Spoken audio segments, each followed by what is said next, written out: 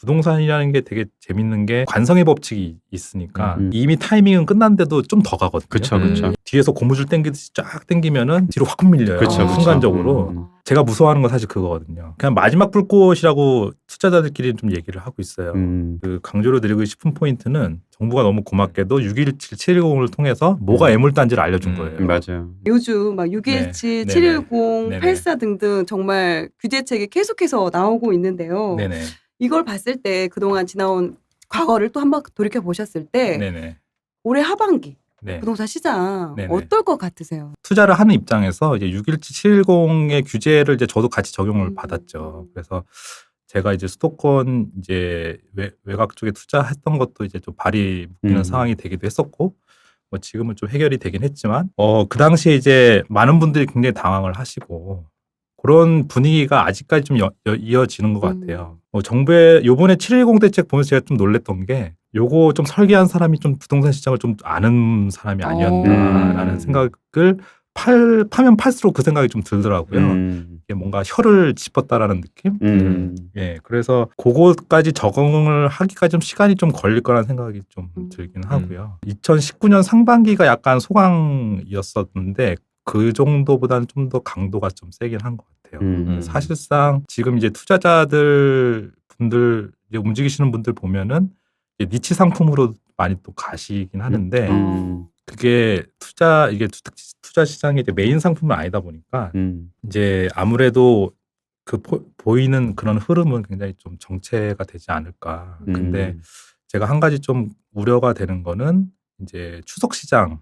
추석이 끝나고 나서 보통 이제 부동산 시장이 이제 추석하고 설날 약간 이런 명절 전으로 좀 분위기가 바뀌잖아요. 지금 710 관련해서 이제 세부적인 가이드들이 거의 다 나왔거든요. 이제 정부에서 뭐 지침서도 많이 나오고 그거에 대해서 이제 해석도 많이 나오고 해서 사실 실수요분들이나 아니면 그런 데 관심이 있으신 분들은 어느 정도 판단이 이제 추석 이후에 좀 끝나지 않을까. 자기가 어떻게 움직여야 될까. 지금 약간 판단을 계속 해나가는 상황이거든요. 아직은 지켜보는. 케이스 바이 케이스로 다 다르게 적용되는 것도 좀 있다 보니까. 근데 추석이 끝나면은 판단이 어느 정도 끝날 거고 정리가 될 거고 그러면 본격적으로 이제 움직임이 좀 있지 않을까라는 생각이 좀 듭니다. 그 시장을 좀 투자자분들이 지금 이렇게 접근하는 니치 상품은 어떤 거예요? 이게 사실 이 니치가 시장의 상승의 말기에 따른 자연스러운 니치로 가는 게 아니라 이제 정부의 규제로 인해 니치 상품이 만들어진 거라서 예를 들어서 이제 1억 이하, 그러니까 공시지가 1억 이하의 어떤 그런 재개발 구역 지정 이전의 상품들 같은 경우는 뭐 취득세, 그러니까 취득세 부분이 가장 크죠, 사실은. 그러니까 취득세를 취득세를 이제 4.6%밖에 안 받기 때문에 그런 거를 찾는 분들이라든가 아니면 뭐 뚜껑 여기서 이게 전문 용어 괜찮아요. 뚜껑이라든가 뭐 도로, 그러니까 주택이 아닌 것들, 뭐 이런 것들 찾으시는 분들 아니면은 분양 쪽에서는 뭐 생활형 숙박시설이라든가 뭐 오피스텔 이렇게 주택법이 아니라 건축법을 적용을 받아서 이제 취득세가 4.6% 먹고 뭐 전매 제한이 없고 뭐 이런 것들 이런 것들로 투자자 돈 글로 좀 몰리고 있어요.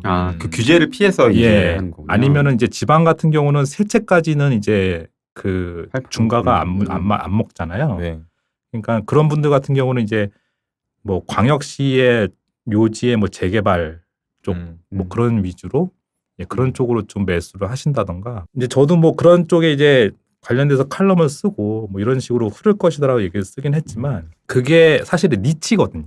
그러니까 메인 상품이 아니에요. 그러니까 710 이전, 그러니까 617 이전까지만 해도 이제 투자자들이 지역을 따라서 움직이긴 했지만 어쨌거나 그 지역에서는 메인 상품을 샀었거든요. 맞아요. 근데 지금은 메인 시장이 막혀 있고 니치를 사는 상황인데 요거는 사실 정책이 바뀌거나 아니면은 하락장을 맞거나 하면 가장 먼저 타격이 있는 상품들이기 때문에 지금 같은 경우에서는 진짜 그런 어떤 치고 빠지는 그 흐름을 잘 아시는 분들 아니면 사실 추격 매수하기에는 굉장히 좀 저는 좀 조심스럽지 않나라는 생각이 듭니다. 그러니까 그런 상품을 투자하는 거에 대해서는 대시동 기자님 아까 말씀하신 좀 어떻게 보시는 거세요? 자신 있으면 하시라고. 근데 자신 없으면 따라서 하시지 않았으면 좋겠다.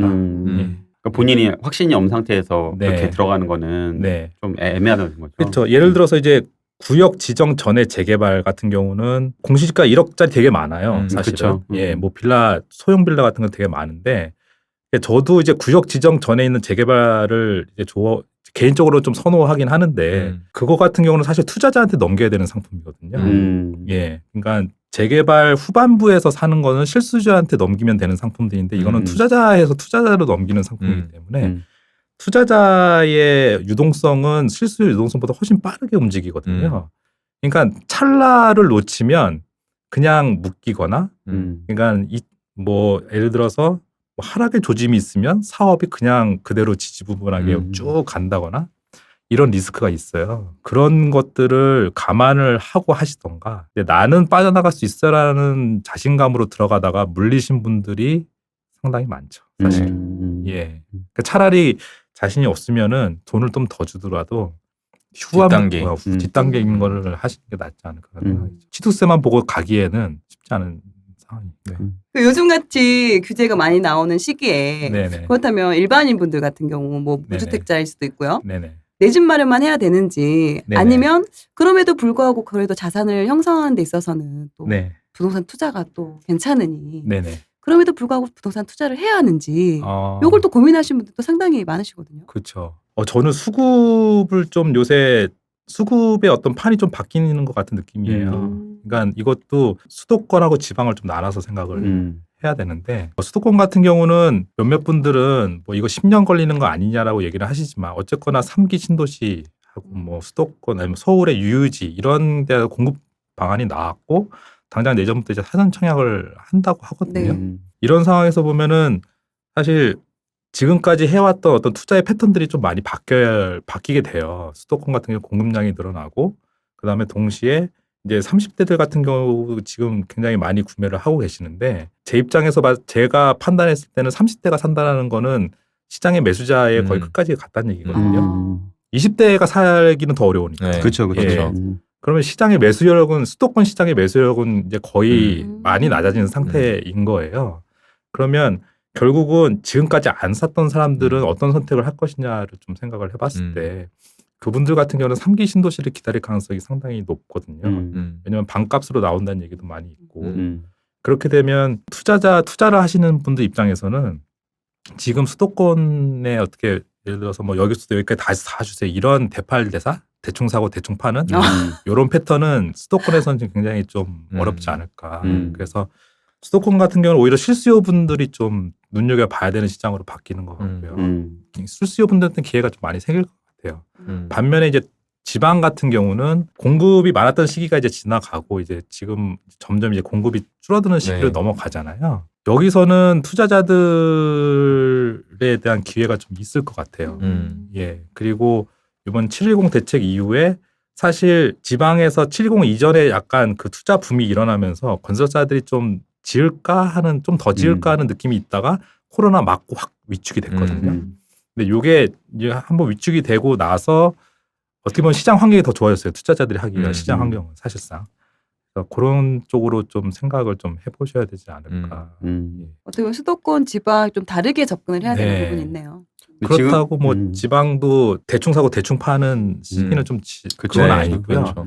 왜냐하면 그렇게 뒤늦게 띄어있었던 법인들이 이렇게 사셨던 물량들이 있어서 그게 이제 나오고 있거든요. 폭탄처럼 이제 나오고 있는 상황이니까 그런 것들은 좀 감안을 하셔서 주로 이제 광역시라든가 아니면은 최소 50만 이상의 도시의 어떤 거기서 제일 핵심적인 부분 그러니까 10개를 사는 것보다 알짜 하나, 두 개 사는 식으로 그렇게 투자를 하시는 게 지방에서도 그런 거는 좀 같이 생각을 해보시는 게 낫지 않을까. 또 이제 규제로 인해서 잠깐 꺾이는 걸 수도 있고 정말 이게 더 하락적으로 갈 수도 있는 부분인데 네. 지금 대치동 키즈님이 보시기에 지금 시장은 어느 정도인 것 같으세요? 상승장인지 아니면 하락장인지? 그 공급 수요 측면에서 우리가 항상 보자고 하잖아요. 근데 공급 수요 측면에서 보면 그러니까 정부의 정책을 제외하고라도 그러니까 정부 정책 때문인 것 같아요. 때문이기도 하고 시장이 오래 지속돼서 그렇기도 하지만 수요가 좀 줄은 느낌은 있어요. 확실히 요새 제 블로그의 상황을 봐도 그렇고 약간 이제 관심도 좀 줄은 건 사실이고 매수세도 좀 많이 줄은 건 사실인데 근데 공급도 사실 많지는 않아요. 많지는 그쵸. 않고. 예. 뉴스에서는 일부 지역 굉장히 공급이 없고, 그러니까 인기 있는 지역 위주로만 얘기를 하니까 그렇긴 한데 사실 공급이 많은데 수요가 준 지역이 훨씬 많거든요. 네. 예. 우리가 잘 몰라서 그렇지. 저기 뭐 인천을 가도 그것도 특정 지역을 얘기하기 좀 그렇지만 이게 근데 유동성만 보면은 사실 아직은 유동성이 준다라는 느낌은 없으니까 뭐 생활형 숙박시설 이런데 이제 분양하는 거 보면은 여전히 뭉칫돈들은 들어가니까 상승장이 끝났다라고 보기는 조금 애매하지만 주시를 해야 될 시점인 것 같긴 해요.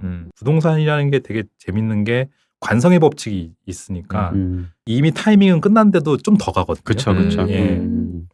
뒤늦게 그냥. 예, 좀 더 가거든요. 근데 더 가다가 뒤에서 고무줄 땡기듯이 쫙 땡기면은 땡기듯이 해가지고 더 가는데 고무줄 땡기는 이 장력이 이제 어느 정도 생기면은, 끝내면 이게 뒤로 확 밀려요. 그쵸, 그쵸. 순간적으로. 제가 무서워하는 건 사실 그거거든요. 근데 지금이 고무줄을 땡기고 이제 땡기려고 하는 시점인 것 같아요. 약간. 그래서 이게 2, 3년을 더 갈지 4, 5년을 더 갈지 그거는 모르겠지만 땡겼다가 어느 순간에 확 뒤로 이제 딸려 들어갔을 때 이제 그 트랩에 갇힐 때가 이제 굉장히 난감해지는 상황이니까 그래서 상승의 어떤 에너지는 남아는 있지만 주의를 해야 될 시점인 것 같긴 하다라는 생각이. 근데 아까 그 말씀하시면 흔히 뭐 그런 말 하잖아요. 무릎에서 어깨 팔라라고 네. 그런 말 하잖아요. 뭐 지금 대치동 기자님 보시기에는 지금 그러면은 이렇게 뭐 어깨 이상으로 보시는 건가요? 이것도 지역에 따라서 좀 다르죠. 예. 음. 수도권은 허리는 아닌 것 같아요. 음. 일단 하체는 벗어난 거. 네. 그게 상체인 것 같고 음. 지방은 여유가 좀 있는 거. 서울은 어떻게 보세요? 서울은 좀 더 올라가 있는 상태인 것 같아요. 대치동은 어떻게 보세요? 저희 어머니 사시는 분들. 건들지 않겠습니다. 근데 아까 말씀하시기에 좀 놀란 게, 한 뭐 2, 3년, 4, 5년 더 갈 수도 있다고 아까 말씀하셔가지고, 네. 그렇게까지도 길게 보시는 거예요, 근데? 그러니까 사실 저는 이제 제가 요새 집중하는 거는 유동성의 흐름이 어느 정도에서 이제 멈출 것이냐를 좀 보고 있거든요. 근데 우리나라의 유동성이 단순히 뭐 대출 뭐 이런 얘기가 하는 게 아니라 사실 저기 미국에서 일어나는 일부터 네. 시작해가지고 나비 효과를 이렇게 들어오잖아요. 경제 방송은 아니지만. 그쵸. 네. 연준에서 이제 물가 상승률 평균 2% 일정 구간에 계속 지나갈 때까지는 건들지 않겠다라고 네, 얘기를 맞아요. 했어요. 그거를 시장에서는 유동성 계속 풀겠다라는 신호로 받아들이긴 했거든요. 인플레이션 용인하겠다고. 네, 인플레이션 용인하겠다. 음. 근데 인플레이션이 용인될 때까지는 계속 유동성이 공급이 되는 거예요, 사실은. 근데 뒤에서는 이제 시장 금리를 올리려고 노력을 하고는 있어요, 연준에서. 뭐 어떻게 해서든지 인플레이션을 일으켜서 물가를 일으켜가지고 아마 지금까지 이제 내려놨던 대출 금리들을 이제 올리려고 하는 연준의 카드를 다시 회수하려고 하는 시기가 분명히 오긴 올 거거든요. 연준 의장이 얘기한 게 평균 구간이라고 얘기했는데 그거 시장에서는 한 5년 정도 보더라고요. 우리나라 같은 경우도 지금 국채를 계속 발행을 하고 있잖아요. 그러니까 채권이 많아지면은 시장 금리는 채권 가격이 떨어지면 시장 금리는 올라가는 네. 상황이 될 수밖에 없으니까. 그리고 채권 중에 일부를 또 한국은행이 매수를 해가지고 한국은행 돈으로 시장에다가 직접 돈을 꽂아주겠다는 지금 네. 그런 걸 하고 있잖아요. 결국은 다 물가로 반영이 될 수밖에 없는 상황이에요. 지금까지는 시장에 돈을 간접적으로 풀었고 그 돈이 자산으로 박혀 있기 때문에 이게 실물 경제로 돈이 안 돌아가가지고 이제 화폐 유통 속도가 좀 떨어지긴 했는데 그거를 정부를 통해서 직접 꽂아주기 시작하면은 그게 계속 자주 되다 보면은 아무래도 올라갈 수밖에 없지 않을까라는 게 제 이제 짧은 견해입니다. 그럼 일단은 가격 자체는 일단은 좀 비싸다 하더라도 네. 이 방향성은 그래도 몇 년 더 갈 수 있는 게 지금 현재의 모습을 봤을 때는 그런 부분이 있네요. 그렇죠. 예. 음. 그게 그냥 마지막 불꽃이라고 투자자들끼리 좀 얘기를 하고 있어요. 마지막 불꽃이 아직 남아 있다. 한번 네. 이 불꽃 언제 터질까? 맞아요. 화려하게 그쵸. 마지막 다 터졌는데 누군가는 계속 잡고 있는 거야 지금 이거. 또 문제는 또 그때 또 들어간 사람도 있어요. 네, 그러니까 네. 들어가라고 터뜨리는 거잖아요. 들어가라고. 그쵸. 나의 물건을 잡아주세요 하고 터뜨리는 거잖아요. 그거를 다들 기다리고 있어요. 네. 너무 아이러니하게도 마지막 불꽃을 기다리고 있어요. 지금. 그때 던지려고요. 그렇죠. 이런 얘기까지 하면 안 되는데. 왜요? 아니 사실 저희는 방송은 되게 솔직한 게 되게 매력이고 그리고 사실은 지금 그거 기다리면서 들은 분들이 있거든요 지금. 네. 아니 근데 왜냐면 말 지금 너무 많이 올라가지고 지금 네. 사실 네. 세금이나 많이 이런 오른 것 게 있죠. 때문에. 네. 근데 마지막 불꽃이 안 터졌다라는 게 지금 우리끼리 하는 얘기예요. 많이 그렇게 그렇죠. 얘기하시더라고요. 예. 작년에 터진 건 줄 알았거든요. 작년에가 여름에 그 미쳤어가지고. 저도 터진 줄 알았어요. 근데 근데 지금 분위기가 보니까 예. 아니더라고요. 아닌 것 같아요. 근데 뭐 누구나 알 정도여야지 불꽃이겠죠. 그렇죠. 예. 일반인도 느낄 정도로. 네, 그렇죠. 예, 맞아요. 와 이거 끝난 줄 알았더니 아니었네. 네. 그 강조를 드리고 싶은 포인트는 지금 사실 6.17 이전에 보면은 다 올라가고 있었어요. 동시다발적. 맞아요. 뭐 지방 수도권 다. 맞아요. 그러니까 좋은 것도 올라가고 안 좋은 것도 올라가고. 맞아요. 애물단지도 올라가고 좋은 것도 올라가고. 그러다 보니까 애물단지인지 좋은지를 모르는 상태가 됐던 거예요. 근데 재밌는 거는 자기가 애물단지라고 생각했던 게 올라가니까 애물단지가 아니네라고 생각하는 사람들이 많아졌어요. 그래서 그거를 더 사거나 안 팔거나 그런 분들이 많았는데 정부가 너무 고맙게도 이런 얘기하면 좀 그런데 정부가 너무 고맙게도 6.17 7.10을 통해서 뭐가 애물단지를 알려준 거예요. 맞아요. 그러니까 지금 자기게 뭐가 애물단지인지를 아시는 분들은 아실 거예요. 이런 분들 마지막 불꽃 터지면 정리를 하셨으면 좋겠다. 예, 지금은 뭐 매도가 안 되는 사람들 꽤 있으신 것 같긴 한데 너무 욕심내지 말고. 예. 지금 사실은 이제 아까 말씀하신 30대 분들이 네네네. 그 상대적으로 박탈감이 되게 심한 것 같으시더라고요. 왜냐하면 그렇죠. 갑자기 이제 이게 너무 격차가 커져 버렸고 그렇죠. 또 기회도 이제 놓쳐버렸다는 생각을 많이 하시더라고요. 또 이미 그렇죠. 그분들이 바라기에는 서울 집값은 너무 비싸잖아요. 그렇죠. 그렇죠. 사실 그래서 아까 말씀한 것처럼 이제 사전 청약에 대해서 관심이 좀 약간 많이 늘어나는 것 같아요. 만약에 이제 뭐 친척 동생분이 30대에 있는데 네네. 이거에 대해서 만약에 하게 되면은 네네. 혹시 뭐 대통령께서는 추천하시겠어요? 아니면은 좀 뭐 이렇게 다른 방향으로 보라고 말씀하실 것 같으세요? 여기서 이 타이밍에서 제가 제 경험을 한번 또 꺼내야지 또 방송이 더 풍성하게 그렇죠. 그래서 방송을 역시 아시는 네, 오늘은 참고로 네, 처음 방송하는데 방송이 처음 방송을 하셨는데 처음 방송하니까 모니터링을 열심히 하고 있습니다. 네. 예. 사실 제가 10년 전에 저는 30대 투자자였죠.